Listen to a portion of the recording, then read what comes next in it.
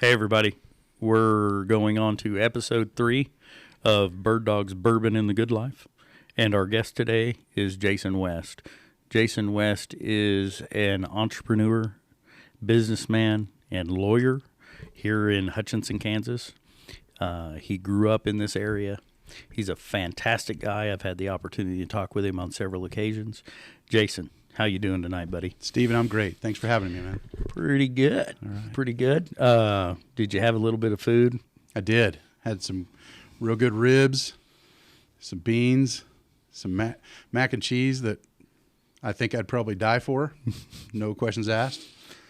So what'd you think about those pig shots? Oh, my goodness. Those pig shots they're kind of a life changer. So you might eat that again, huh? I might eat that again and again. Eat that again and again and again.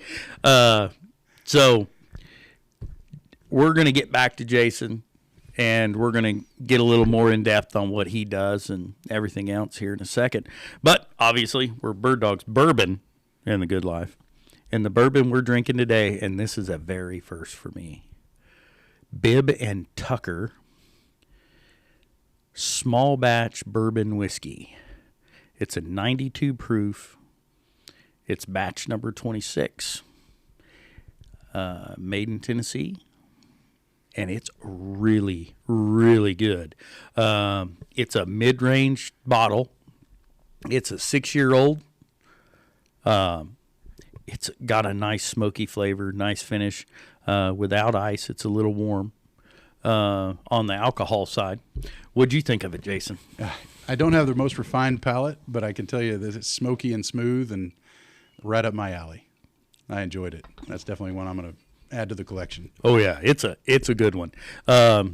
So as we were talking about this Bibb and Tucker, you asked me about Horse Soldier bourbon. Mm-hmm. So this is the second person we've had on in 3 episodes that has asked about Horse Soldier bourbon. So my understanding is you like it quite a bit. Why don't you give me a little insight on Horse Soldier bourbon? And I think we're probably going to have to, that might be our next bourbon for the next podcast. We'll see. So tell me a little bit about the whole Horse Soldier bourbon. And just because we're going to talk about it, I want you to give me the background of the bourbon. Sure. Okay. All right. As far as I know, so what time am I supposed to come for the next podcast, by the way? For the Horse Soldier? We'll work that out. Okay. So as far as I know, and my understanding is that Horse Soldier, and I really like the brand. I like what they stand for. And my understanding is that the guys behind it were part of Delta Force. And they were, I think, the first American feet to touch the ground after 9/11 in, I think it was Afghanistan, some pretty rough country, and difficult terrain and so forth. Oh, yeah. So they were mounted; they were on horseback, hence the name Horse Soldier. Yeah. And I guess throughout their tours, they hatched this idea about establishing this company, and did so when they all got home. And I believe one of the individuals is a Kansas native. From way back. I've heard that. Not sure where, maybe northeast Kansas. Yeah. But the other thing that I think is really kind of neat about it is the outside of the bottle has a label on it. It's actually, my understanding, made of the metal from the wreckage of 9/11. Oh, really? Mm-hmm. I didn't know that at all. So, everybody, it looks like Horse Soldier is on the list. I've had the lower end. You're saying you get the medium end of the range of it. Mm-hmm. So we're going to figure out what we're going to end up with. Because I've had the lower end, we're probably going to go to the medium or the higher end so that we get a full experience of this whole Horse Soldier bourbon. And maybe I'll be lucky enough to try to talk the guy into whoever made it to get on the podcast with us. That'd be great. So while we're looking square at you, do me a favor and really break down to me. So I know you work at Hyatt Life Sciences, but what I know is I think skimming it. I don't think I have the full picture of what you do and your responsibilities and titles.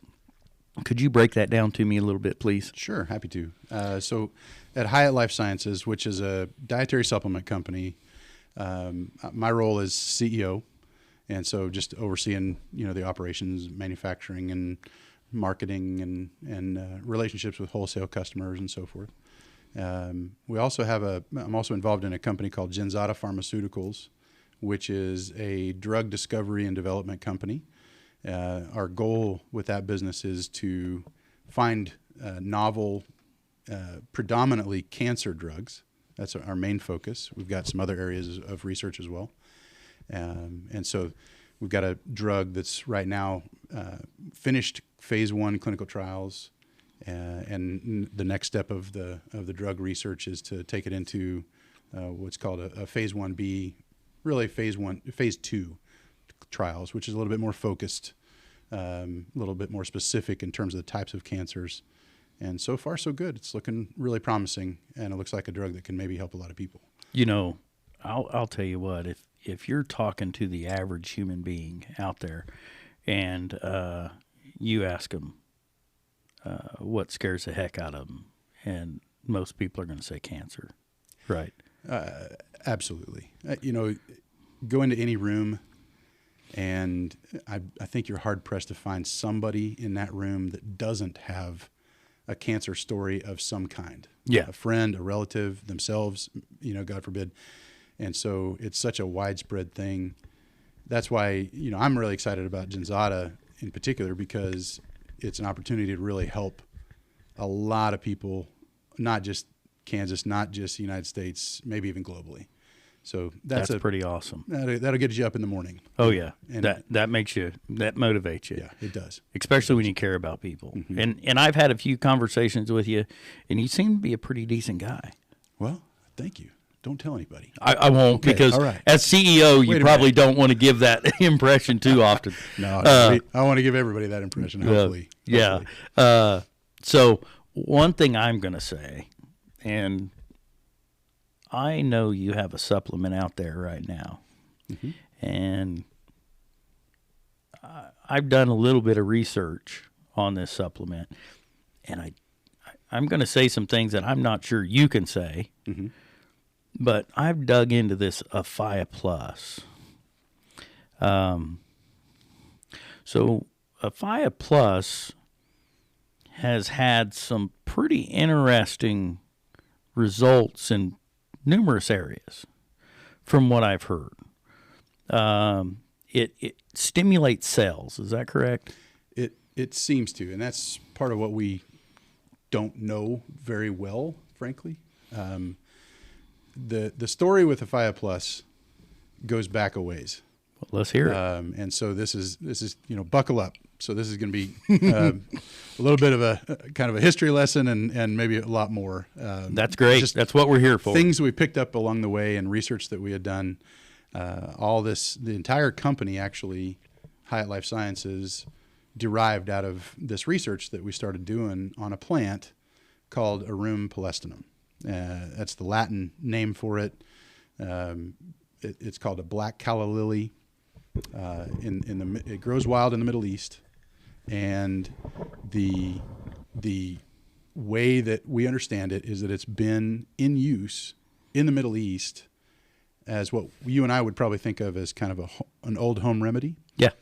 Since the 9th century AD, so 1,100 years.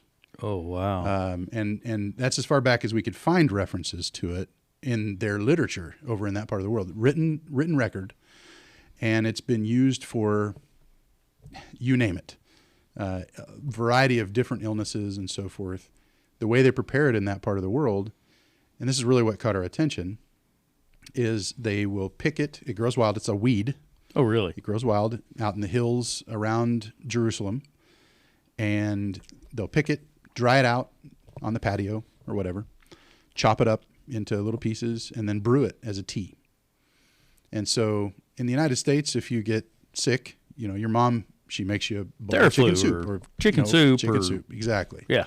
In that part of the world, your mom brews you up some of this tea made from this black calla lily or the Arum palestinum. So I've heard this tea tastes really good. It does not taste good at all. You're going to have to chase it with some bourbon of any kind. Yeah.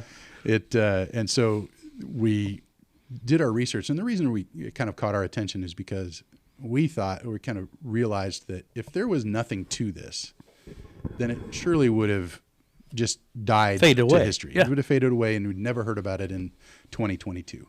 Correct. So that really caught our attention, and we said, all right, let's just see what's going on here. Our founder is a chemist and analytical chemist, organic synthesis chemist. He's got a tremendous amount of experience under his belt and had a full-scale laboratory at his fingertips. And so he started just basically playing around with this plant, identified some of the molecules in it. They're just naturally occurring in the plant. Really? Just good for you stuff. And lo and behold, there's some reality to some of the molecules that are just naturally occurring things that the good Lord put in that plant. And that actually ended up becoming the cancer drug that we are studying right now. Really? So you let me sum this up a little bit for I'm not a smart guy, okay? I'm not anywhere in the ballpark of a chemist. But so you guys dug back in history. Mm-hmm. You guys go back 1900 AD, is that right? 900 AD. 900 AD. Mm-hmm. So you guys go back to 900 AD. Mm-hmm. And you guys find information based about this weed mm-hmm. that's follows up all the way today. Mm-hmm. Your chemist sits down, digs through it, finds some good stuff in it that looks like it fights cancer. Mm-hmm. Looks like. We're not saying it does because we're talking about a Phia Plus and it's a supplement. Mm-hmm. We're not saying it fights cancer. Correct. But Correct. with that being said, so I did some calling around. So I talked to two individuals, mm-hmm. two men. I didn't dig into their lives, mm-hmm. right? One of the men, I actually got to talk to his wife. Okay. And his wife said that he started taking a Phia Plus because his PSA started to go up a little bit. Mm-hmm. So it brought it back down to about 1 or 2. Okay. So in the end, after taking it for several years, I guess, keep in mind I didn't dig real hard. Excuse me. And then it started to spike again, so he started taking 2 a day, and it pushed it right back down to 1 or 2 on this one man. The PSA, if I understand correctly, is the indicator that you could possibly have prostate cancer. It's one of the factors. Yep. Yes, that's right. So I know another guy, mm-hmm. and this story blew me away. This guy I know personally, so I've got a little more information. So I didn't know he was taking a Phia Plus. Okay. Very good friend of mine. He was fighting prostate cancer for years and trying everything but radiation, everything but mm-hmm. harsh chemicals. You know, he was trying to do everything he could, and he fought it off for 10 years doing it that way. Wow. And then he finally had his prostate removed. And they were like, well, we didn't get it all. We didn't get all the cancer. And so his PSA started to spike. It got up to 7. So they put him on a drug, and I don't know what drug it is. And this drug suppresses your testosterone. Okay. The drug he had that the doctor put him on. Well, he and his wife went out and got a Phia Plus. I didn't know this. And so I'm talking to him, and I'm like, hey, so how you doing? He goes, well, I started a new supplement. You know, my PSA was around 7. I took the drug the doctor told me to take, and it went down a little bit, and it kind of stabilized, so I started taking a Phia Plus. Uh-huh. I'm like, okay, what is this? He this stuff out of Sterling. I'm like, oh, okay. And I hadn't I didn't know you. I didn't know Jack. At this time, I didn't know anything. So, and we kind of let it be. So I got to know you and Jack. And so I went it back out and I was like, so how's this Sophia Plus working?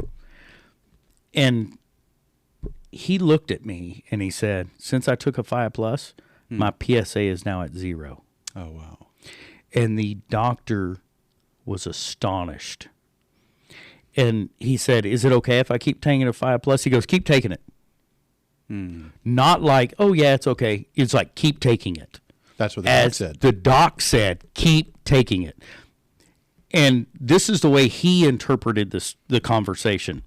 I haven't seen this result with the drug I gave you. When you took a Sophia Plus with it, it got rid of your PSA. So these are just people I've talked to talking about a Sophia Plus and prostate cancer. And I don't know any guy in the world that isn't scared to death of prostate cancer. Because what happens when you lose your prostate? No more whoopee. Yep. You know, it's over, right? Yep. So that's a heck of a thing for men, at least. And It's a big deal. I can't imagine. So Proafia is your dog supplement. And I've heard, talking to Randy Smith on our last podcast about Proafia, I've heard good things about what it's doing with tumors and stuff in dogs. Nothing, we're not saying this fixes stuff, folks. I'm a stupid guy sitting here talking to a smart guy, and the smart guy is not going to tell me anything. So you guys just take it for what it is. So when I was talking to Randy, I told him I talked to this individual, and they said that the tumors in their dog had softened, and they had gone down. So Randy said, yeah, you just never know. Obviously, I'm talking to people, and they're giving me their firsthand experiences, but you guys can't really come out and say these things because it's not, through a clinical study or a clinical trial or anything like that. And it would be inappropriate for you to do that. But I can say the things that I talk to people about. Oh, yeah. So with that being said, couldn't possibly a Sophia Plus? See, Proafia and a Sophia Plus, the only difference is garlic, right? Correct. And we changed a little bit of the ratio just to make it a little bit more optimized for the dog population. Correct. And so the Sophia Plus is more optimized for the human population. Exactly. That's exactly. So with that being said, if it's softening tumors, I'm making a guess here, right? And none of this is founded. Period. None of this is founded. Is there a possibility it could help with breast cancer? So the questions that you're asking, of course, there's a lot there. There's a lot of story behind all the things you just mentioned. The two individuals that you were talking to, that you talked to personally, what I can say is based on everything that I've seen, all of our customers, all of the testimonials that they've given to us, I'm not at all shocked by what you just said, frankly. The interesting thing to me is Proafia, the dog supplement, you're probably talking to the only people in the world that have accidentally found themselves in the dog supplement business, frankly, because really, we didn't set out thinking about pets. We were focused on helping people. And we ran across this plant that has really good molecules in it. In a separate business under a different umbrella, we created a cancer drug out of it, which we're testing. And then we took the whole plant, plus some additional materials, additional ingredients, and created a supplement out of it. Lo and behold, we found that a lot of our customers were actually buying the human supplement and giving it to their dogs. Oh, really? That's exactly what happened. And so we just listened to what they were saying, and they would come back and tell us, this is what we did. And we said, well, there must be a need. There must be a desire for this kind of a product. And so we tweaked the formula, made it, like I said, a little bit more dog friendly, and because dogs and garlic don't get along, and so that's why we took the garlic out, because it's not great for them.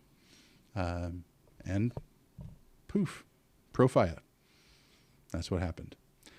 And along the way, we also saw a significant amount of, responses from a lot of the dog owners out there as well. Through our interview with Randy last week, we only talked about Profia. Just kind of came up, and it sounds like an amazing supplement, and it really surprised me when I was talking, because I did a little research on that before he got on, and it really surprised me on the reaction the dogs had, and his stress when he's talking about Profia is the quality of life for older dogs. And all of us love our dogs like they're our kids, and that's just really important for us. And if we can give our dogs the last couple years of their lives to be more comfortable, more lively, more like a puppy again, we'd love that. So, and that's exactly what we've heard from a lot of our customers is, I've got a 12-year-old Aussie, and just laying around and didn't want to get up, and you could tell it was very sore and things like that. And it seems like there's a lot of anti-inflammatory properties to Profia, and so these folks are using the product, and lo and behold, their dog after a couple weeks starts jumping around and bouncing around like a puppy again, and kind of turn that 12-year-old dog into a 2-year-old puppy again. And that's pretty awesome. Yeah. So if we can give a little life back to some of the fur babies too, great. We want to do it. There's a lot of people that are more worried about their dog than people. I'm only laughing because I think it's true. Oh, it is true. Yeah, I guarantee it's true. So as we walk through this and we start looking at the major opportunities that your company or the company you work for can provide for the average Joe and their pets. As you guys grow and you strive out into instead of having supplements, where I think you're a little bit more maybe limited on your opportunities, and you get into synthetics, is that going to possibly feed back into the dogs as well someday? Possibly. That's how a lot of dog or pet drugs of a lot of different kinds are developed. Is they find a lot of those drugs from the human drug population. Yeah, that's exactly how it happens. And with that being said, this just reminded me. You guys aren't the. So, I have a problem with Big Pharma. I'm going to be honest with you. I don't like Big Pharma very much. I think they rack us pretty hard on costs and things like that. But the one thing I can tell you is I caught wind that your company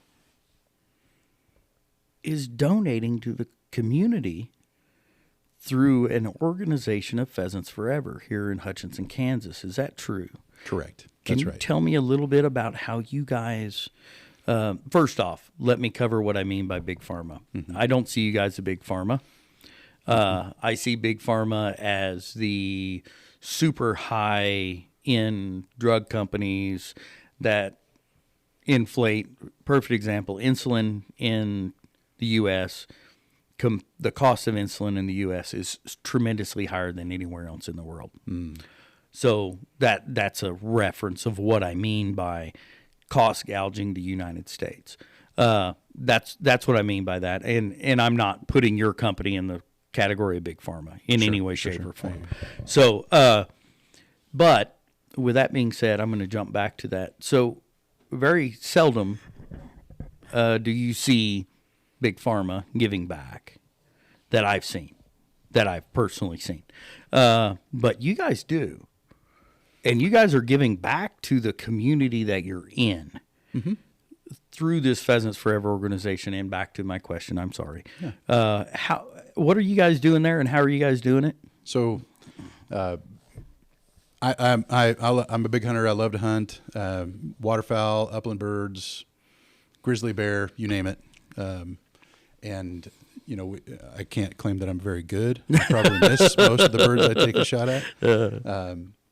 So I'm giving back in that way too. Yes, amen. But we caught wind of the opportunity here to sponsor Pheasants Forever in this way, and so we're donating $2,500 worth of Profia as as giveaways or as auction items and so forth for people to win a supply of Profia, because we know that a lot of the people that are going to be at the event are dog owners, a lot of German Shorthair owners out there, I'm sure.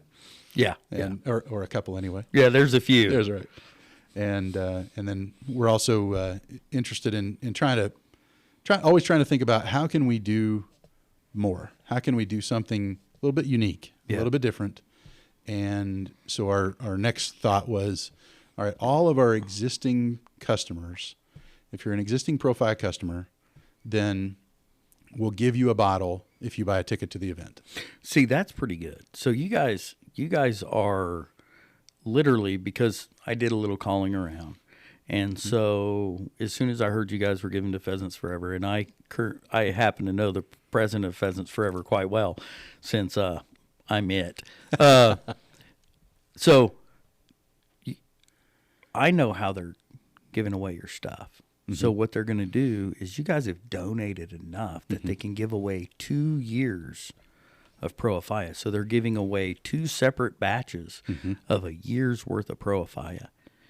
And imagine someone being able to create a better life for their dog, guaranteed for a year at minimum cost by getting it at this banquet.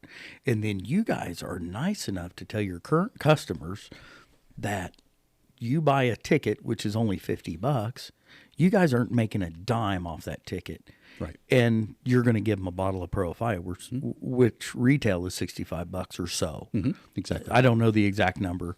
I just know it's in the ballpark at $65. So you guys are really stepping it up for the community. Mm-hmm. And at the same time, I'm going to ask another question. I'm not sure how true this is, but I've heard rumor that there was some hesitation about getting Profia too popular because you really wanted to help the people in Kansas. So I would say that our goal is to help. And if that comes through the pet supplement world or through the human supplement world, we'll take it either one. I probably have a personal bent more towards the human population just because that's where we started. Yes. And we've seen so many people that have benefited from the product. And going back to your question, I think earlier about breast cancer as a possible, somebody that is dealing with that. We've had plenty of customers who have had a breast cancer diagnosis, and they'll buy the product and use it, and seems to be improving the situation. They seem to appreciate the outcomes. Good. And really that's really, I think that's your whole company's goal. I had the opportunity to speak with the founder of the company. Mm-hmm. Very humble individual, super humble individual. Mm-hmm. You would never guess. He seems like a guy you would just meet in a grocery store and chit-chat with, and just your buddy next door. Mm-hmm. You would never guess he's the genius that he is. Just really nice guy, and I had the opportunity to talk to him for a little bit a while back, and he doesn't strike me as the guy that's trying to make $1 billion. He strikes me as the guy that's, like you said, more concerned about helping people, and that is why I don't put you guys in the same category as Big Pharma, because you guys are really focused on not net profits, but net help or the overall reaching benefit to the human race and the dogs and everything else instead of all the other things. Yeah. So I'm going to shift gears. All right.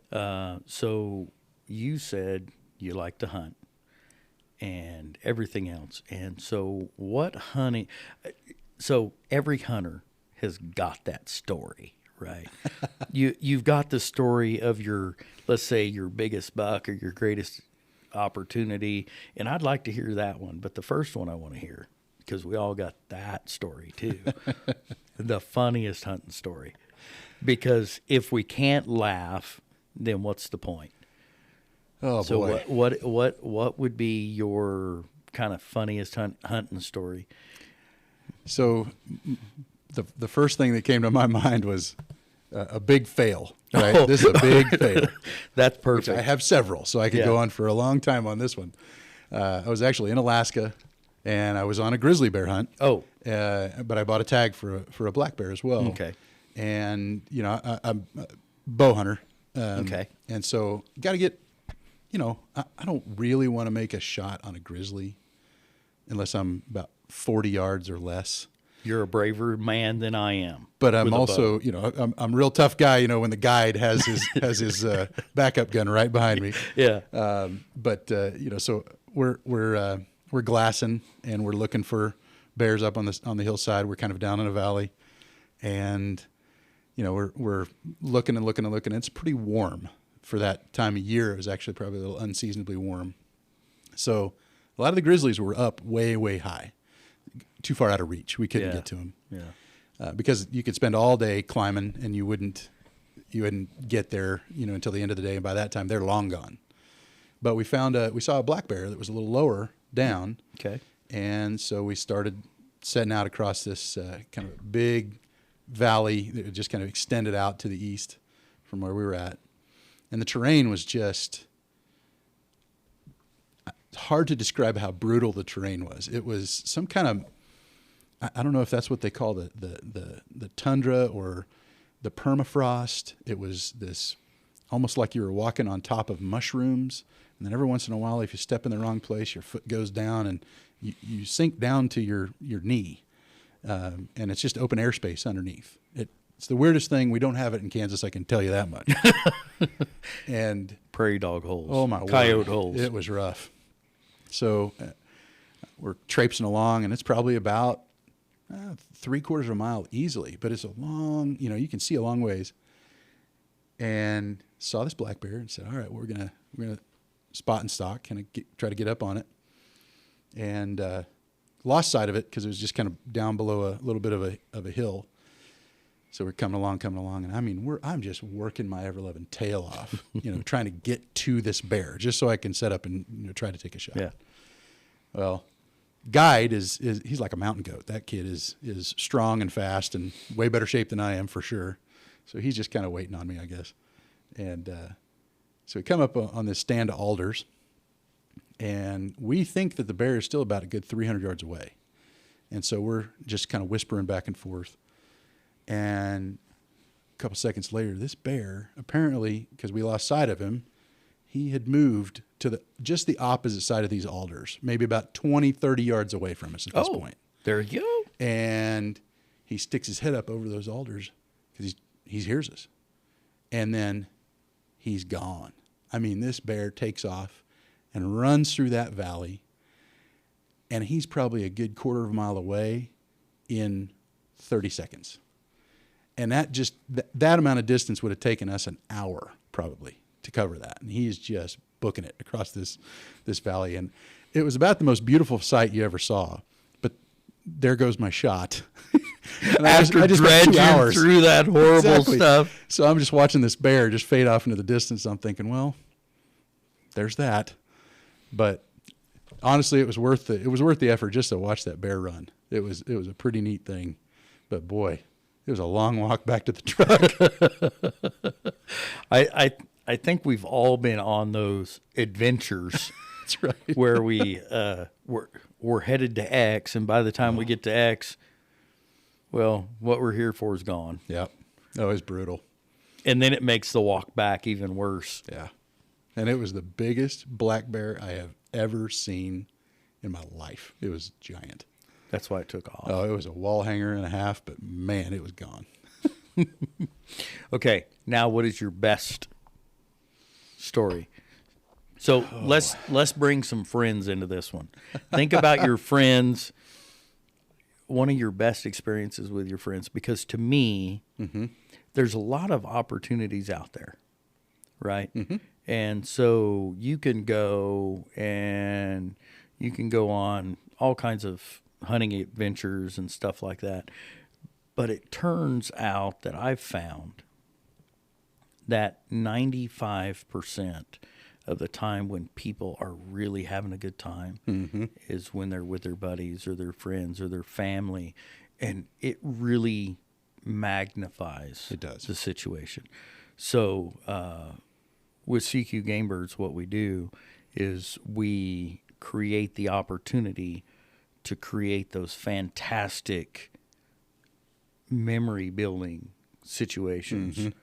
And so when you're out there with your friends and your family and stuff, you're not worried about, do I have to make a meal? Do I have to do this? Do I have to do that? All you're there for is the good time, the opportunity to hunt. You know you're going to find your game that you're hunting. You know you're going to enjoy your time. It's not stressful. It's not worrisome. And it's relaxing. Yeah. So tell us a little bit about some of the good opportunities you've had to go out with your friends and do some hunting, or your family, do some hunting or fishing, doesn't matter which, and really enjoy the great outdoors like we love to do. Yeah.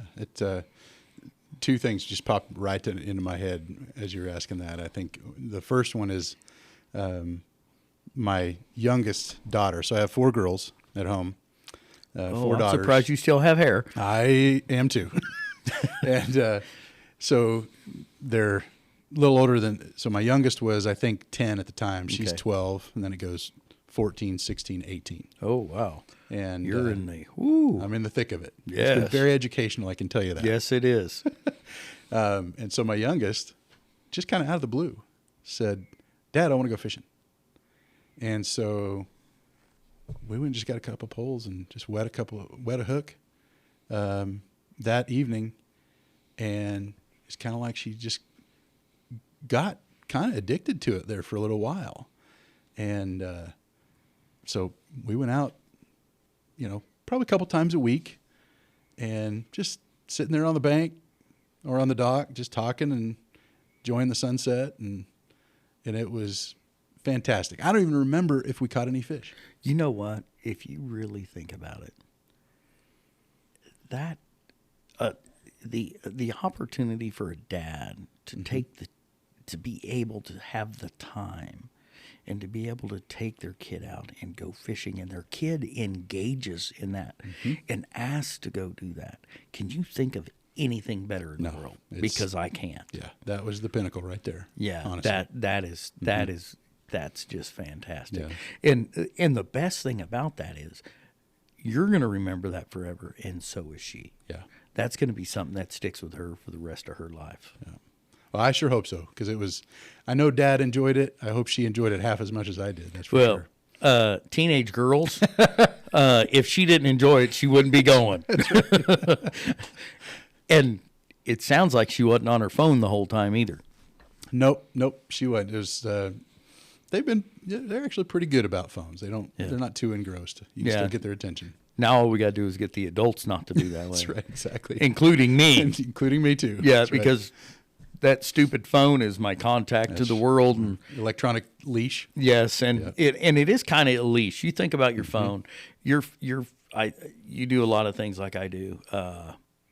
You're constant. That phone, if you don't have your phone, I've set my phone down and I've missed opportunities because I didn't have my phone on me. Oh, yeah. I've missed the opportunity for hunts. I've missed the opportunities to get sponsors for Pheasants Forever or whatever I've missed because I didn't have my phone with me at the time. Because in today's world, people don't wait anymore. Yeah, that's right. Instant gratification is the norm. and you've got to be on the ball, especially as entrepreneurs.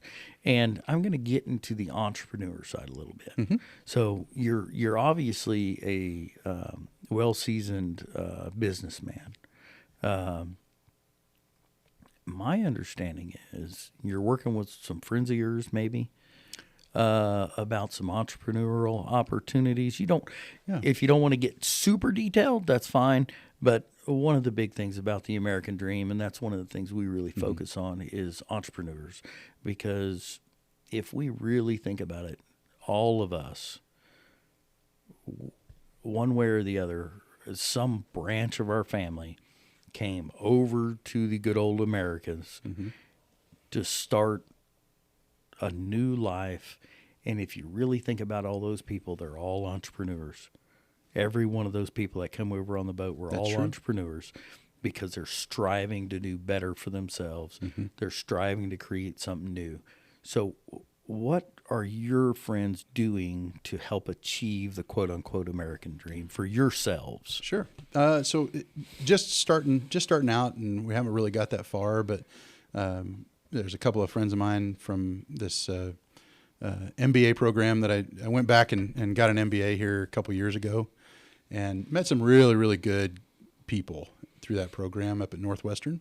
Oh, good. And what I really liked about it is it's an in-person program. It's not online. It's in-person every other weekend where, everybody's coming to campus. Some are local, some are flying in from Kansas. Yeah. And so just, really made some good lifelong friends through that whole experience, in addition to the really, really good program that it is. And so we just hatched this idea. Let's see if we can get together and invest in things from time to time if the opportunity arises. And so we look at real estate and things like that. But these are guys, we're all from different backgrounds. And so we all kind of bring something different to the table. I think that's, not to get, too dramatic with it, but the United States is a melting pot, right? Yes, that's the beauty 100%. of the United States. It's got a lot of people with a lot of different talents, a lot of different skill sets. And I think that's what makes it kind of special in the world, in the history of the world. And, I think to a degree, maybe that's a little bit about what we've got going on is, there's several of us that are just completely different backgrounds. And hopefully we can, make good things happen out of that little recipe there. Oh, yeah. So. And the one thing I figured out, so ultimately, I ain't a smart guy. I'm really not. I'm really not. But one thing I know how to do, and I figured this out a long time ago, is if you can put a good team together, you can achieve anything. Yep. And it sounds like by having the diversity in your group of friends or group of acquaintances, that you're putting together a good team. Yeah, absolutely. Because there are a lot of people that have done things phenomenal, and the person in the headlights isn't a very good person in the headlights. They don't do great in the media. I'm talking about maybe a previous president or something that maybe tweet some things they shouldn't. But it seemed, I don't know the individual, but it seemed like he was able to put together a good team of people to actually do the work. Yeah, I agree. What's that old African proverb about, if you want to go fast, go alone. If you want to go far, go together. Yes. I think there's a lot of truth to that. Yes, there is. You're going to get a lot further if you've got a group of people with you, and where you're strong, they're weak, and vice versa. Yes, 100%. Yeah, I believe that. And I've had the opportunity, because I actually met you. The first time I met you was on a hunting trip. Yep. That I was asked to come out and help on. Not one of mine, so I'm not going to get too big into all the details. But I showed up and helped, and there was one of your friends is really big into Bitcoin. and he was getting into that, and I'll be honest, he might as well have been talking Chinese to me. Didn't make any sense to me, but I'm going to tell you what, he sounded like he knew what he was doing. He does. That's right. Yeah, and that's that whole crypto world is fascinating and also completely mysterious to me. That's for sure. I don't understand it very well at all, but I think I can understand the broad concepts only. Well, the only thing I can understand about it is they're trying to create a new form of money. Yeah. And some kind of mining or whatever, kind of like mining gold. In my layman's way of seeing things, is it's the new maybe gold or silver or bronze that you used to mine, and it was worth something. From me being an old guy, right? It just sounds funny to me because I can't touch and feel it. So I think of it a lot like to me, it's similar to the development of the credit card. We can't, previously we had gold and silver coins. Yeah. And then we started getting paper bills that were backed by gold. Yep. And then we got into more of an electronic backing to the greenback. Mm-hmm. And then we got into credit cards, MasterCard, Visa, and so forth. I think this is just the next iteration, but I'm not really totally sure about that. But we can't touch the money in our credit card either. So no, we can't. It's sort of the same thing to me, and at least in my very minimal understanding of it. But I can tell you this. When you pay that credit card, you see it come out of your bank account. Very true. Very true. That's right. So what I'm going to do is I'm going to work my way back to your roles in Hyatt Life Sciences. Mm-hmm. And I heard, since I'm an old guy, I pay attention to this stuff. You guys might have something to help with some aches and pains. So we started out with a Phia Plus, which is kind of our main product. That was our flagship for several years. And then as time went on, sort of similar to the Phia story, frankly, we just listened to what the customers were telling us. They were using a Phia Plus, and they would call back and say, you know what? It seems like my knees don't hurt anymore. My back doesn't hurt anymore. And so we looked at the ingredient list and we said, it's kind of like, you take another look at something that you've been seeing for a lot of years and you say, well, wait a minute. That makes sense. Look at the ingredients. One of these ingredients is probably a good anti-inflammatory. Makes sense. And then, another one was, I just feel more focused. I feel like I can remember better. And we looked at the ingredient list of a Phia Plus again, and we said, well, wait a minute.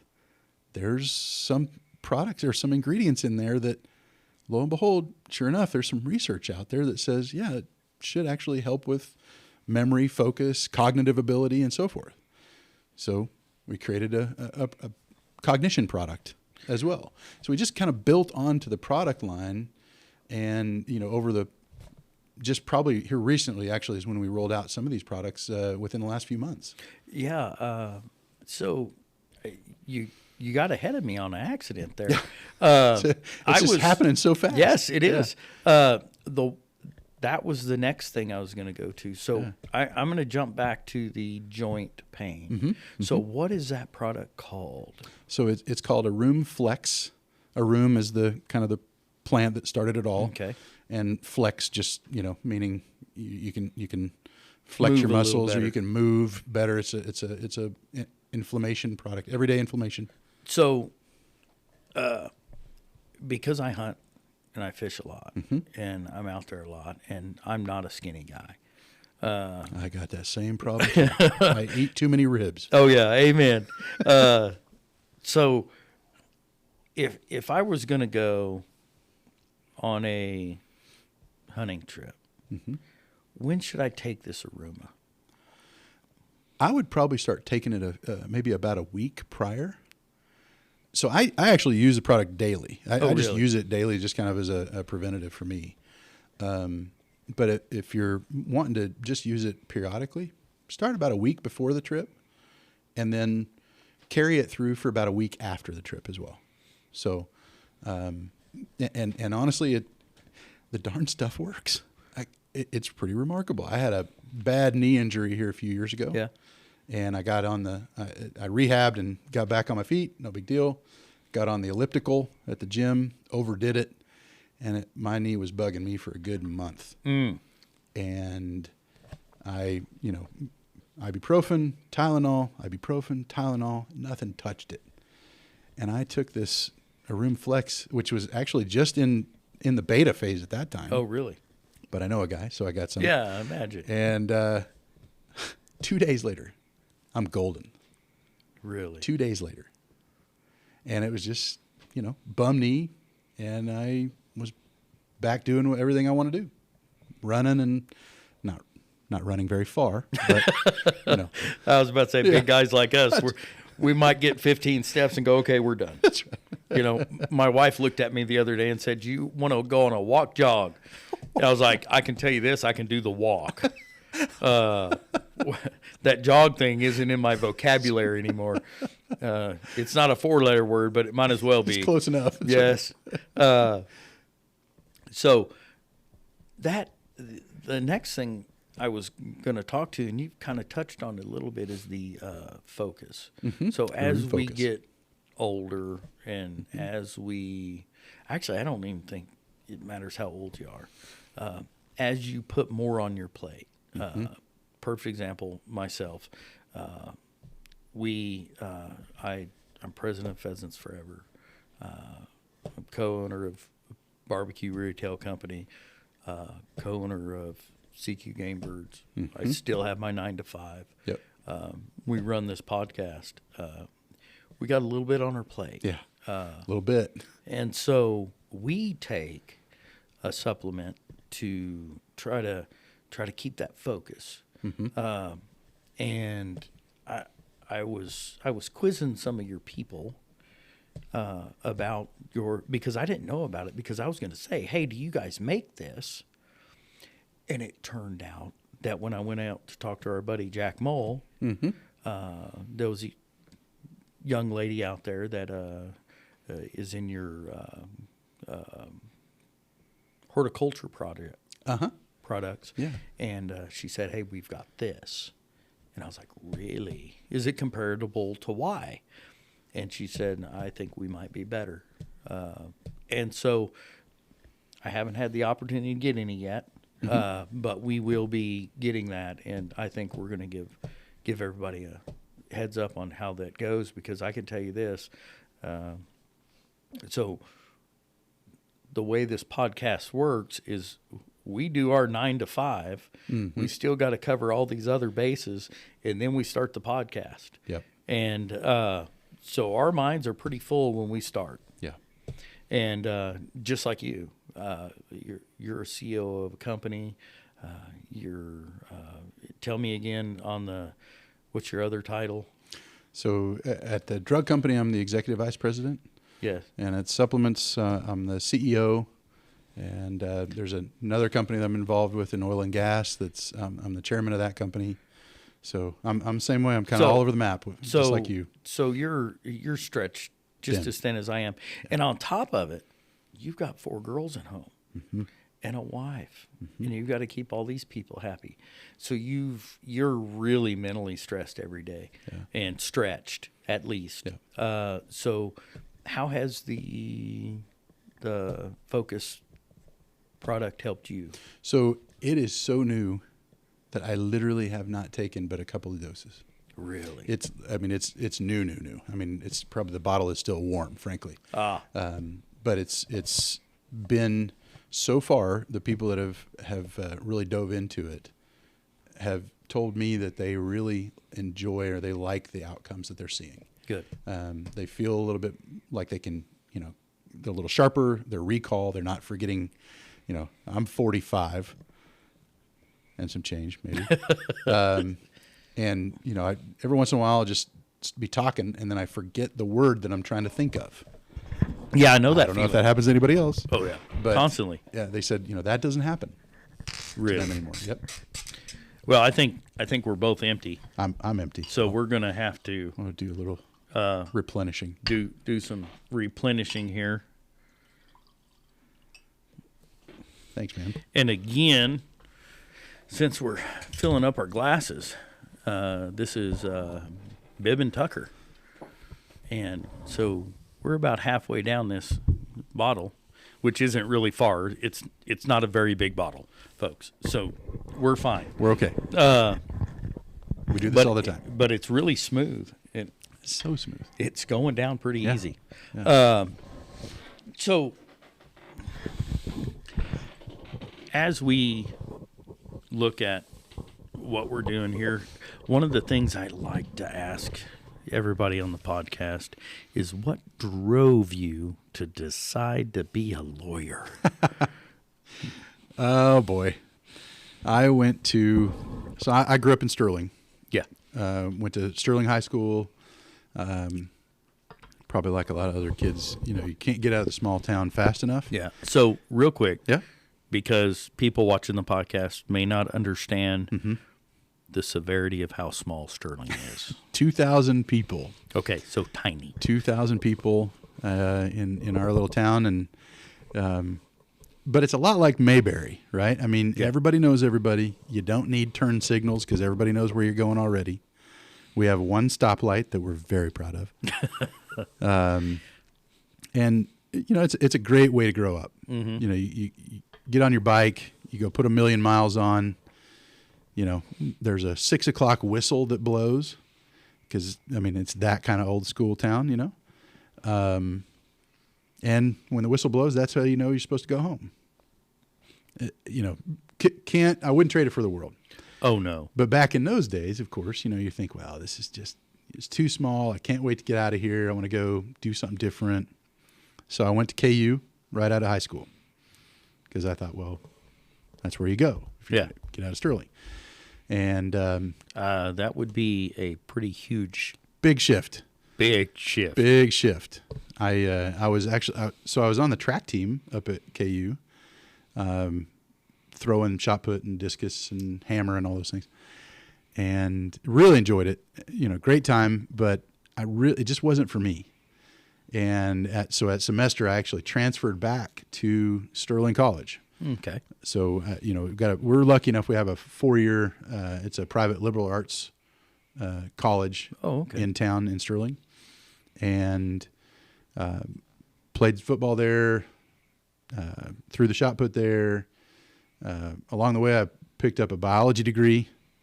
So I was a biology major and get close to graduating. And sounds like a pretty far stretch from biology to lawyer. Well, so I think I just always kind of gravitated towards it, but so it just kind of came natural. It felt like, anyway, and I enjoyed it. It's just interesting to me, but I didn't know what I was going to do. I had no idea.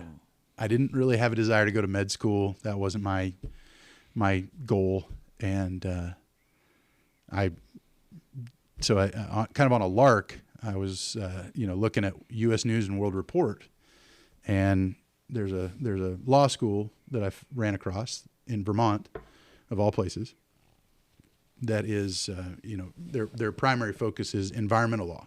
I think Vermont's the size of Sterling. Yeah, it's pretty close. That's about right. Pretty darn close. And so I thought, well, biology degree, maybe environmental law is a good field. I can focus on that. And so that's what I did. I took the test, sent my application off. They said yes. So I said, okay, I'll go. And that's how I ended up going from biology to law school, and then actually ended up coming back to Kansas after I got done and started working at an oil and gas company over based out of Sterling. Oh. And that's kind of how I ended up in oil and gas at first. Oil and gas isn't a bad spot to be. Depends on the year. 2015, 2016, nobody really wanted to be. Probably wasn't that great. That's right. But 2012, 2013, all right. I don't know. Right now, it's pretty hot. Right now, it's pretty hot. That's right. Right now, there's bankrolling. there's a lot going on now. Pretty good. Yeah. Now, Yeah. So, and then you go from oil and gas to being a CEO of Hyatt Life Sciences supplement company. So that seems like a little bit of a stretch too, where you're going from it's all natural, right? Yeah. So you jump from oil and gas to Hyatt Life Sciences, which is a supplement company. That seems like a pretty big jump. And I made a little bit of a joke about all this being at least all natural, right? All natural. So what got you to be the CEO of this company? Obviously you have the background, you have a biology degree. Mm-hmm. You're a lawyer. So you're definitely set up to be in that field, right? It's not like you're in a manner of speaking. Yeah, it's not like you don't have the skill set. Sure. Well, skill set's a strong word, but okay. I hear what you're saying. It's not like you don't have the education that might put you in that direction. I got you. Yeah. So I was part owner of the oil and gas company, and so we built that company up over.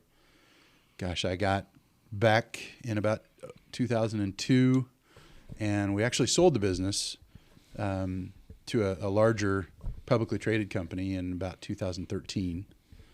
And then when we exited the oil and gas business, we turned our attention and our focus to these biological sciences companies. And so on some level, we were an oil field chemical company, and this is a drug and a supplement.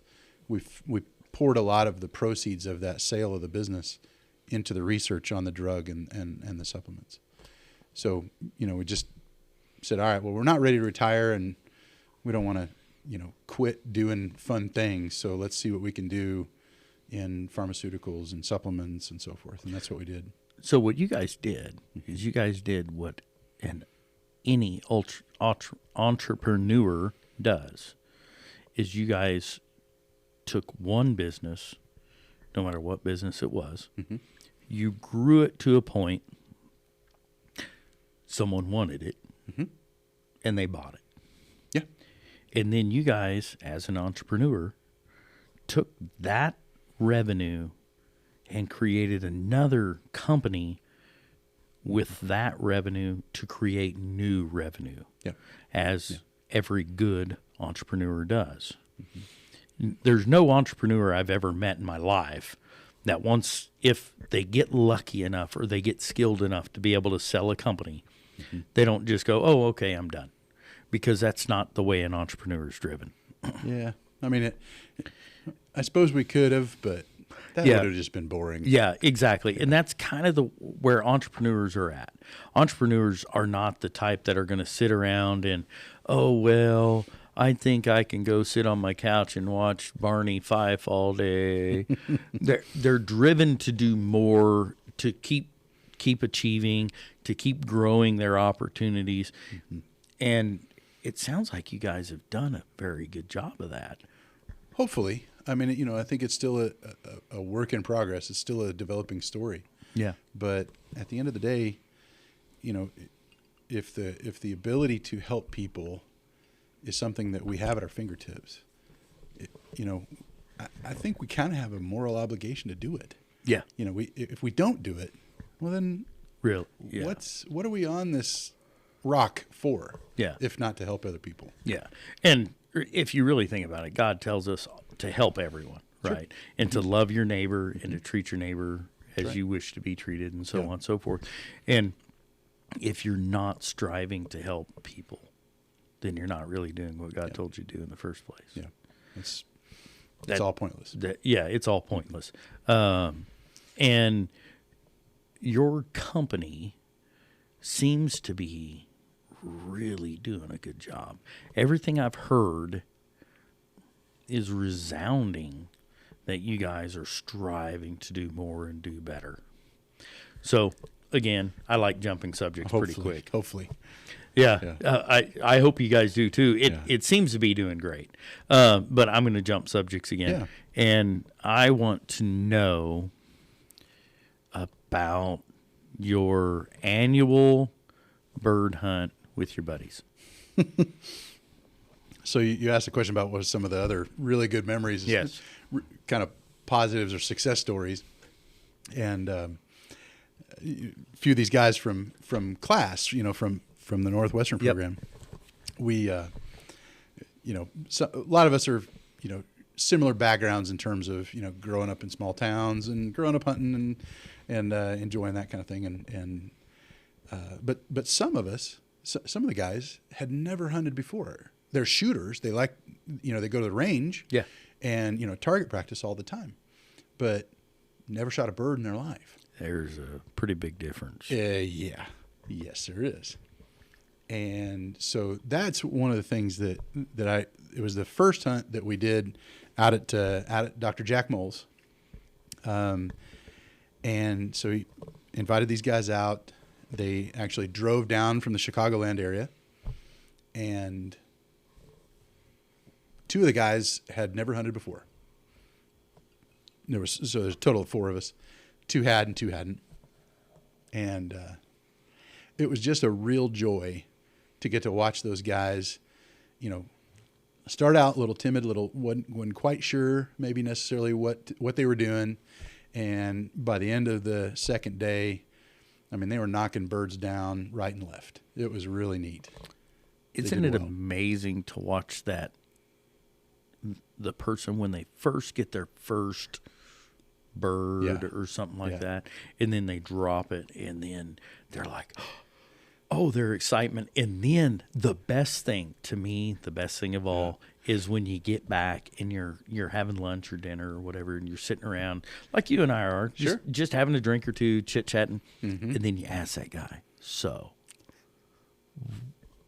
walk me through how you shot that bird. Yeah. And that story's like 20 minutes long. And the funny thing is, it took him 5 seconds. 5 seconds. Max. 5 seconds to drop it. Yeah, absolutely. Yeah. And then he's like, oh, and he walks you through every detail and how he was thinking and what he was thinking and everything else. So with that being said, most of us remember the first deer we ever shot or harvested. So here's the thing. I don't necessarily need to know yours, but tell me a story about someone, whether it be you, a child, or somebody who got their first something and told you the story about it and how excited they were. Because I can tell you, like my wife, perfect example of my wife. I'll tell you hers real quick. So my wife grew up in a family of 3 boys. She was the only girl. She wasn't really given many opportunities to hunt, to fish, things like that. So when she married me, I kind of she said, can I go? I was like, yeah, why not? And so she is now a deer hunter. She's a fisherman and everything else. So the first time she got a buck, it wasn't a very big buck, but I remember her putting that buck come walking out, and I saw her. I was like, okay, relax, take your time, deep breath. And obviously we're whispering and everything else. And I see the end of the barrel just shaking. I think it was moving like 3 or 4 inches. And I was like, hold on, stop, deep breath. And it kind of finally settled down, and she kind of finally was able to squeeze that trigger, and she was able to get the buck. Nice. And she was so excited. She was so happy. And I'm not going to pick on my wife because there's a lot of women that feel this way, but she was like, oh, I got it. And so when we left the house pretty early, so she didn't have her makeup on at all when we got in the deer stand. And so when we got to the deer stand, I was like, okay, we shot a deer. Obviously, I'm a guy. I don't care about makeup. And so I was like, I'm going to take a picture. She goes, no, you're not till I get my makeup on. She went to the truck, put her makeup on before I could take a picture. Oh, that's great. But at the same time, her enthusiasm about getting this deer was just phenomenal. Off the charts. It was off the charts. And she, don't get me wrong, she had remorse for the animal, right? She struggled a little bit with taking the animal, but she also was really excited about the opportunity to be able to do that. Yeah. So, and none of it went to waste. And that's the biggest thing with my wife. Yep. My wife won't let me go coyote hunting because we don't eat the meat. Okay. So the only way we're allowed to hunt is if we harvest something, we consume it. So we're not allowed to waste anything. Yep. Even when we fish, if we catch a fish and it is somehow hooked that it's going to die and we can't release it, we have to take it home, we have to clean it, and we have to eat it. Nothing goes to waste. I'm with her on that. Oh, amen. Yeah. And I'll tell you what, she's pretty adamant about that. So now that I've told my little story, and I've got another really good story on my wife, but I'll wait for that one. But wait till she leaves? Or no, can't hear it? Okay. No. Or wait till she's back. Yeah. I'll wait for another podcast because this is a really good one. Yeah. But so share with me someone, whether it be you or someone else, that really made you impressed about how excited they were about their first opportunity. Oh, easiest one. My wife's grandpa, he's from Arkansas, born and bred, and has killed hundreds of whitetail. I mean, the guy has. I mean, he's been deer hunting his whole life. Yeah, and so I got some buddies. They're up by Geneseo, Bushton area, northern Rice County, Kansas, and so he was going to come up, and his name's Al, and so Al was in town, and so we get out there and go out deer hunting with those buddies of mine, and so we're set up on kind of a knoll area, and these deer are coming towards us, and oh gosh, I think he's got like a 30-06 maybe. Yeah. And this deer is just a dead sprint right across this field. And he's probably late 70s, early 80s at this point, right? Goodness. He's been doing this a while. Yeah.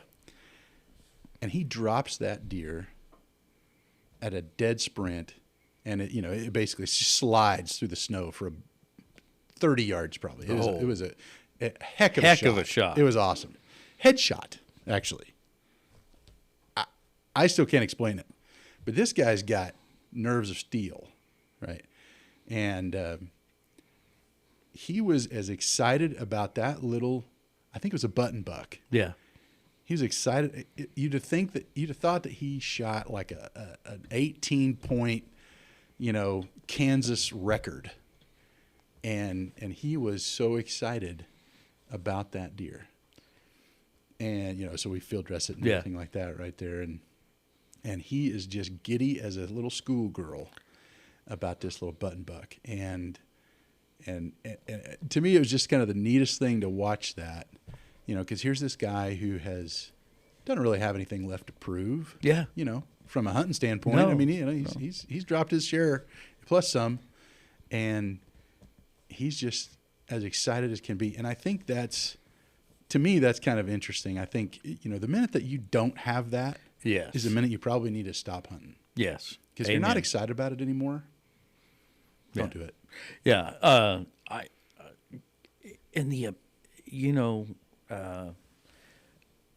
You think about that, and you're thinking about a guy that's in his 70s, early 80s, hunted his whole life, has the opportunity to come to Kansas and hunt. I'm assuming it's a beautiful snow-covered day by the sounds of gorgeous. Perfect day. Sounds of the deer sliding through the snow. And this man has the opportunity to shoot a deer full run, Yep. headshot. And for the people that don't know, a headshot on a full running deer is like a miracle shot. And he's, you know, that's the thing. I guarantee if he was that excited, he remembered that till his end days. He's been talking about, this was a good 10 years ago. He's still talking about it. Oh. Still talking about it. And that's amazing. Yeah. And the thing is I can tell you this. I couldn't have made that shot. Oh, not in a million years could I have made that shot. And I've been shooting guns since I was 10. Yeah. You know, actually before that, I've been shooting guns long before I was even 10 years old. And there's no way I could have made that shot. And he made the shot, and I can completely understand his enthusiasm. Oh yeah. And I asked him about it too. I was like, "Can you think you could do that again if the opportunity arose?" He said, "Yeah, I think I probably could." And he wasn't joking. Like, you know, talking to my wife's cousins and Everything so forth else. that you know did a lot more hunting with him when they were growing up too. And yeah, that's just a normal Tuesday for that guy. This is the kind of shots he makes. Not me. No. Not me. Not ever. No. It was impressive. I have a friend that, so they took a young man out. He was in the military, and they took a young man out to deer hunt. And the guy hadn't ever deer hunted, but he'd shot. He was in the military, obviously. He knew how to shoot his firearm. And so he was shooting a gun, and so they took him out, and they were listening to the Chiefs game in the truck. It wasn't quite. It was like 1 o'clock, 1:30 or so, and so they were listening to the Chiefs game play out. And it wasn't quite time to go to the stand, so they were just sitting there, and they look up, and these deer just come out in front of them 100 yards away in the wheat field. And they're like, "Okay, everybody get out." And so this guy gets out, and my friend who took him on this hunt says his dad went to the back of the truck, and his dad is a super avid deer hunter. I've hunted with his dad, and I hunted with his dad 30 years ago. Okay. So his dad's been hunting for a while. And so he gets this young kid on the hood of the car, on the hood of the truck, and says, "Prop up, get ready." And so the dad goes to the back, and he's sitting back there, and these deer are broadside. Just beautiful shot, just broadside. 150 yards, broadside. Easy shot. Can't miss. Yeah. Boom. Drop them. And so the dad's in the back, and he's waiting, and he's waiting. So I'm hearing the story from the dad, not the guy who brought him out. So the guy that brought him out is the son of the dad, and then the young man shooting is individual from the military that hadn't got the deer hunt yet. And so the dad's back there, and I'm hearing the story from him. He's like, "I kept waiting, and I kept waiting, and I kept waiting, and the deer weren't moving. And then all of a sudden they started moving, and so I figured I better shoot or I'm not going to get a shot. And so I shot one, and the other guy just never shot." And so then I go and I talk to the son, and I'm like, "What was going on?"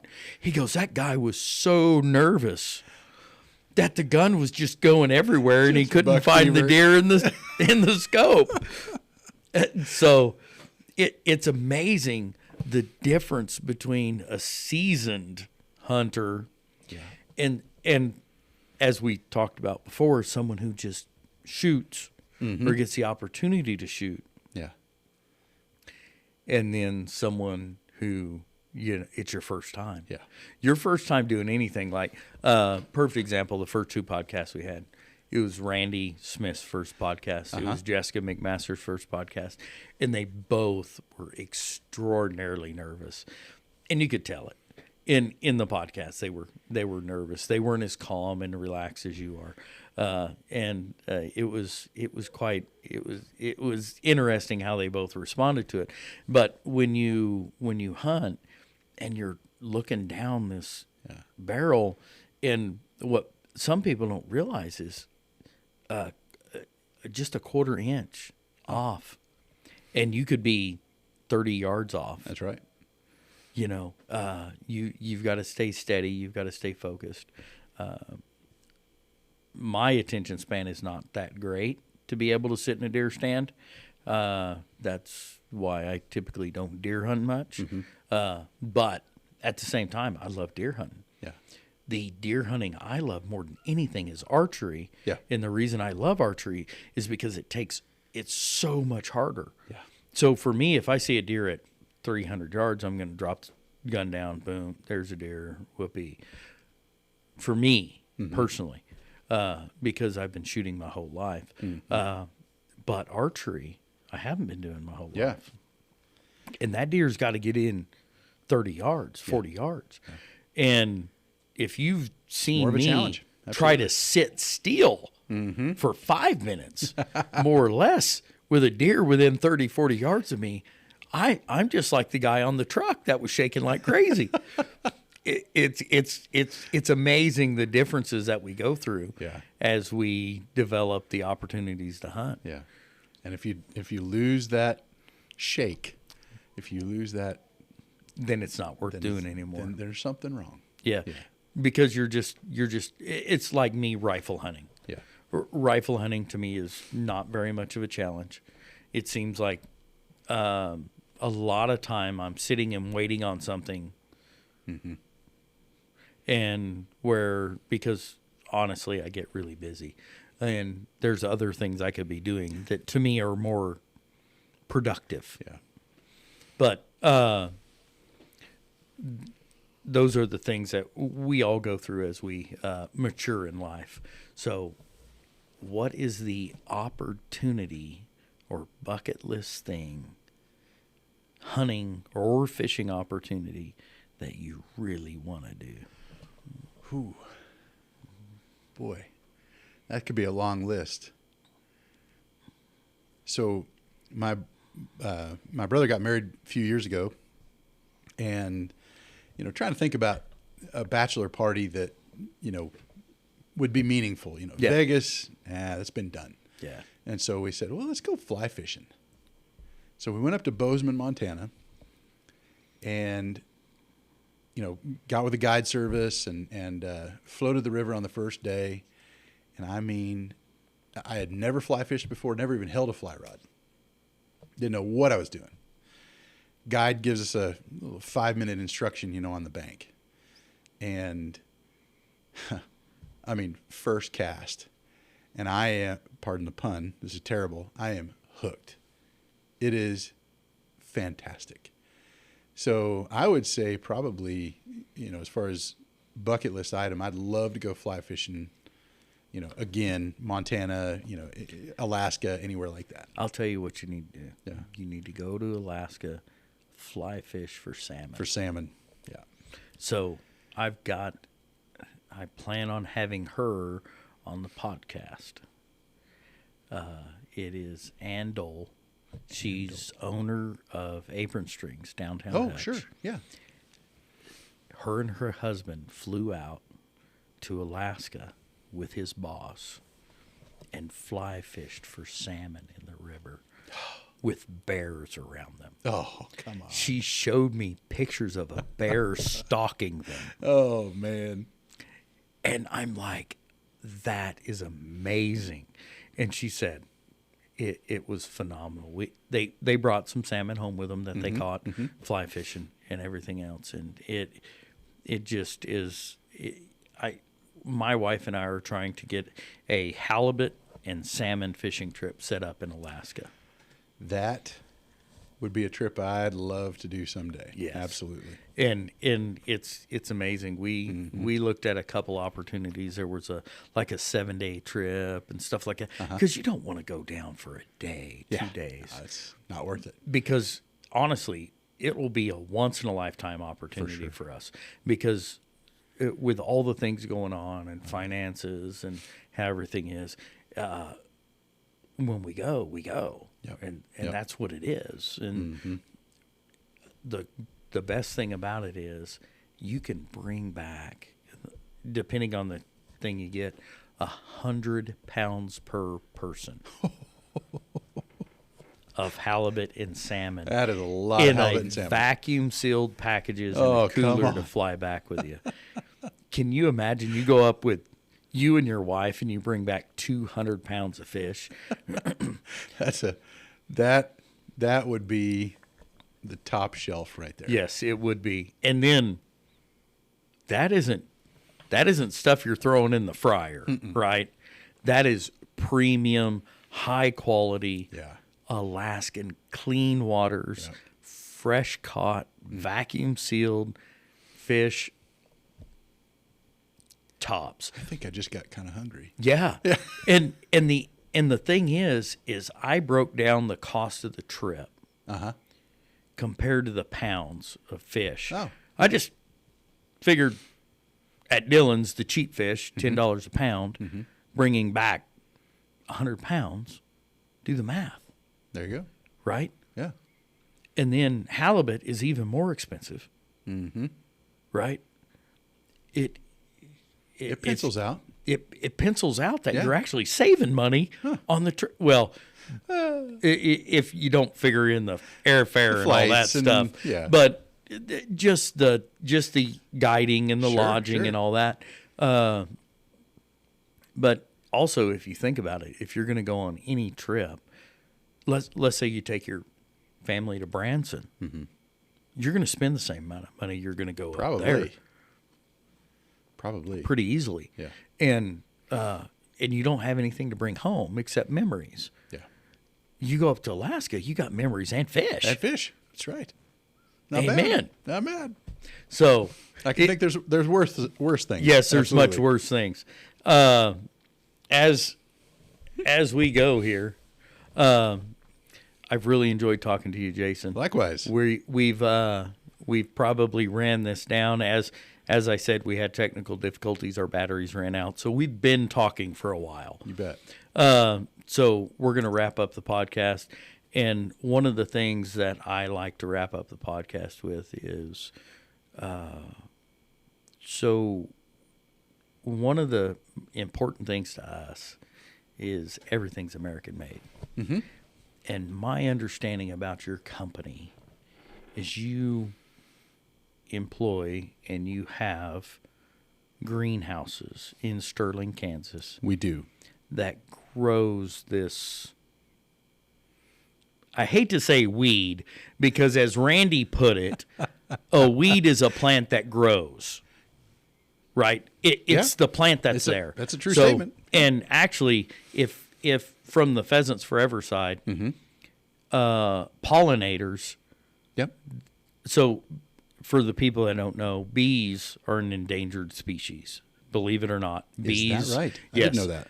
Well, not quite. They're almost on the endangered. Yeah, they're threatened. Okay. And so in California, they can't get enough bees to keep the almond trees going. Okay. To keep the almond trees going. So bees are super important. And the one big thing to keep the bee population up is pollinators. And guess what pollinators are classified as? Weeds. Is that right? Yes. Okay. A lot of weeds, like and monarch butterflies are in the same group.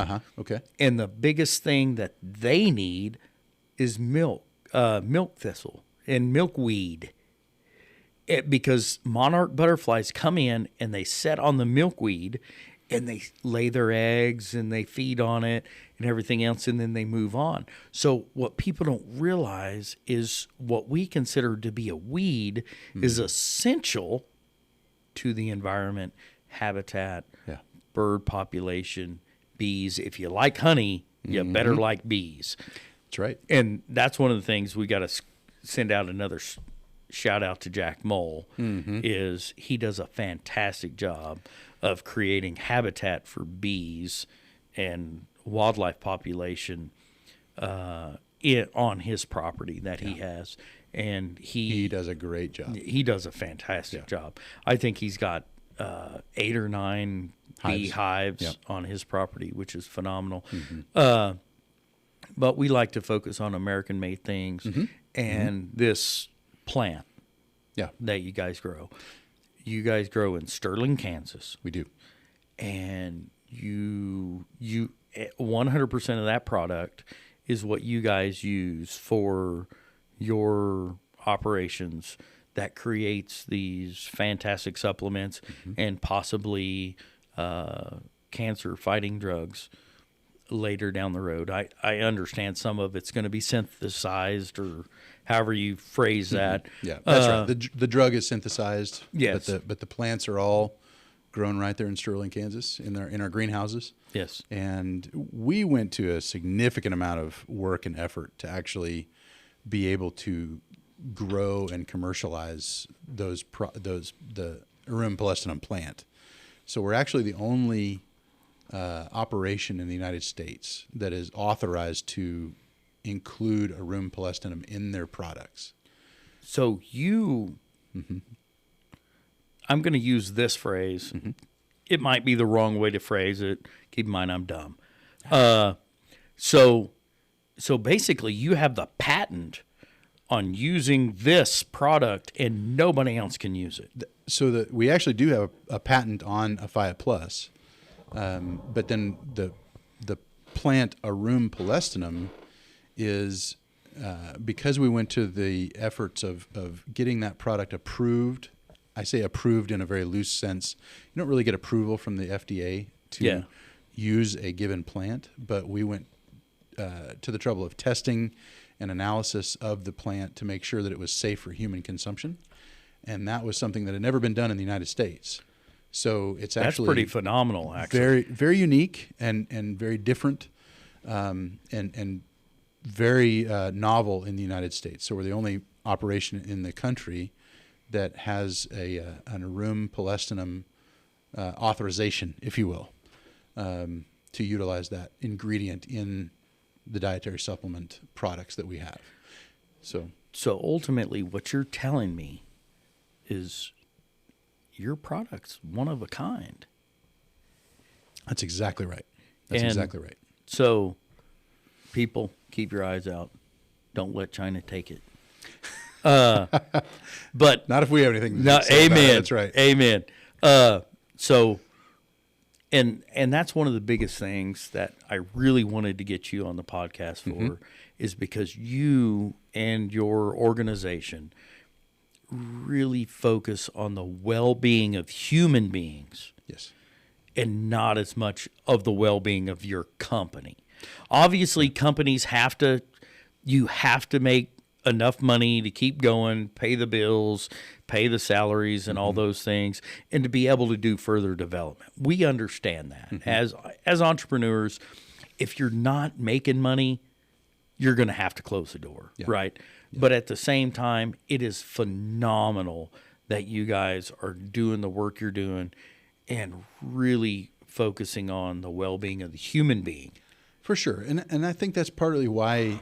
So one of the things we didn't really talk about yet is our manufacturing operation in Sterling. Yeah, I'd like to hear about that. So we grow the plant, but then we also take it to the next level. And so we grow it, we harvest it, we convert it into a powder, and then we include the other ingredients in our formulas. And we actually manufacture the capsules right there in Sterling, which is a little bit unique. It sounds quite unique, actually. It's a little different in the sense of, there's a lot of folks out there that make capsules, Phoenix and, Salt Lake City, Utah, and so forth. We decided, let's be in the business of manufacturing these products ourselves rather than farm it out to others. Because, even though those are American jobs out in Phoenix, for sure. But in our case, we want to be able to make sure that we control the quality of the product that's coming out. And, I'm very, very fussy about quality. Amen. And, I'm sure the folks out in Salt Lake City can do it just as well, but by God, I want to make sure that it's done right. So if your we're gonna finger's do it on ourselves. it, you can control it. Exactly. And you know what?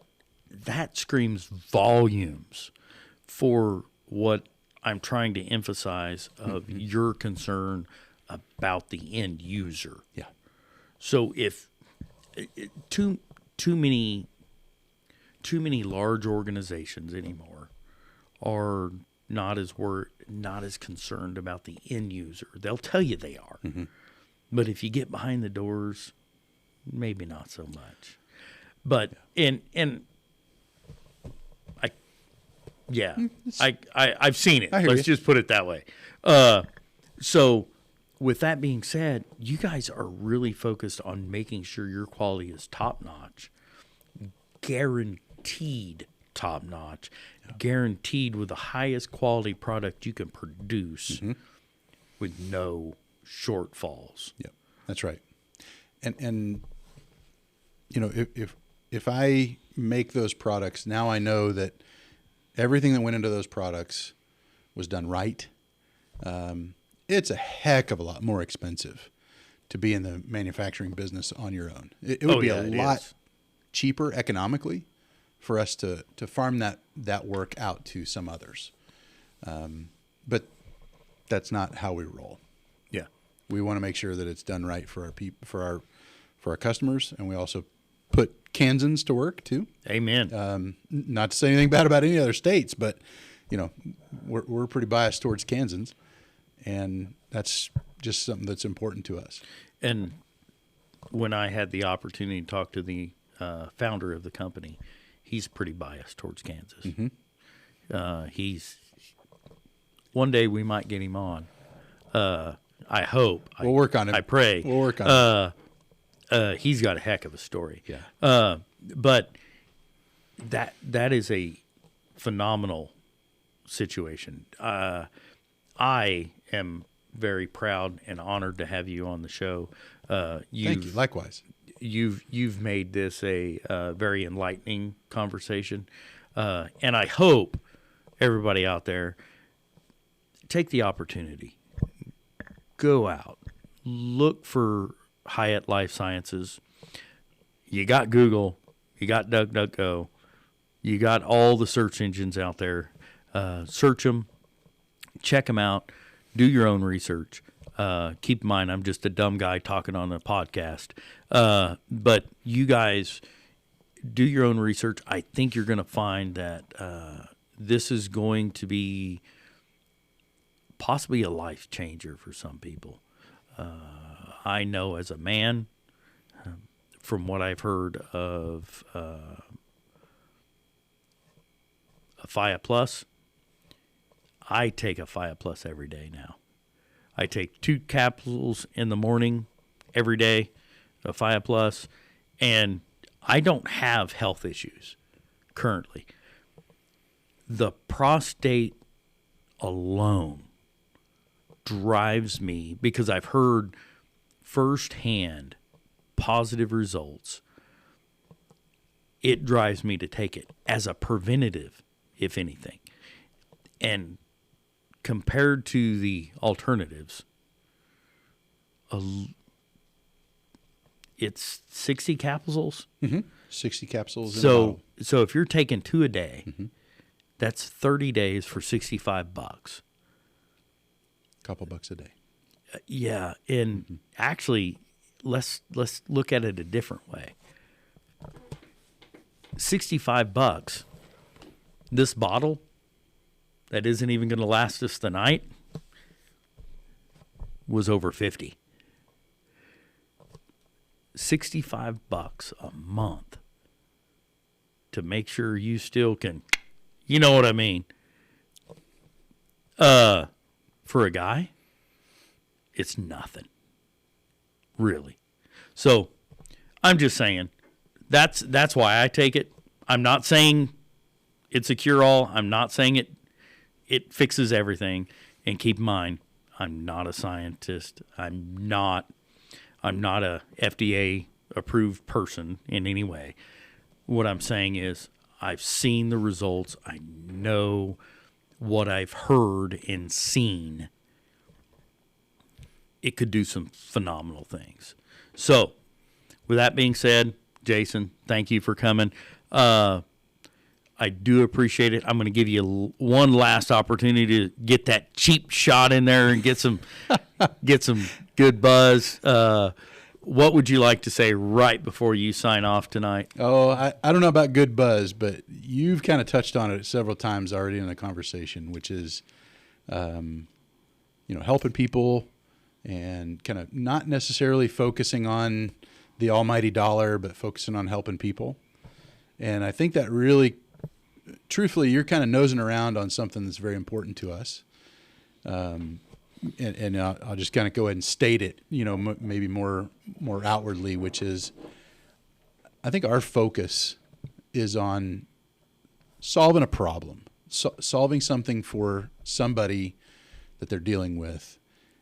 If our focus is on solving a problem and not on the almighty dollar, if our focus is on helping the customer do something that he wants or she wants to do, then the economics work themselves out. Amen. That's kind of how we live. That's kind of how we look at the world. It's not about the dollar. Let's solve a problem for a person. And the customer, if you take care of the customer's going to take care of you. Bottom 100%. line. That's it. And that's kind of how we live. And pretty simple recipe. If you guys think about that, really think about that. How many companies out there can you say will do that today? Because I can't think of very many.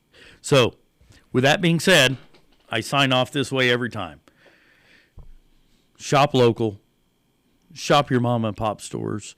Because when you shop your mom and pop stores, you are helping mom and pop put that daughter through dance, put that son through baseball, football practice, whatever. When you shop at Walmart, all you're doing is lying in a CEO's pocket. Yes, I've heard the comments. Walmart does employ a lot of people. Yes, they do.